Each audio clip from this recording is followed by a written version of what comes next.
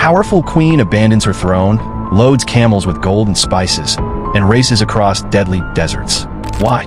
One rumor, a king wiser than any god. She's coming to test him, and she might destroy him. She storms Solomon's gates with treasures that could buy kingdoms. But gold isn't her weapon, riddles sharp as swords are. The wisest king on earth faces his greatest test. What fat in the right feed you ring? And not stuff in up room. Hard questions rain down. Secrets of creation, riddles of life and death. Solomon answers flawlessly, each word blazing with God's light. Her spirit breaks, wisdom wins. Speechless, she worships, blessed be your God. Riches exchange, but true treasure is faith ignited.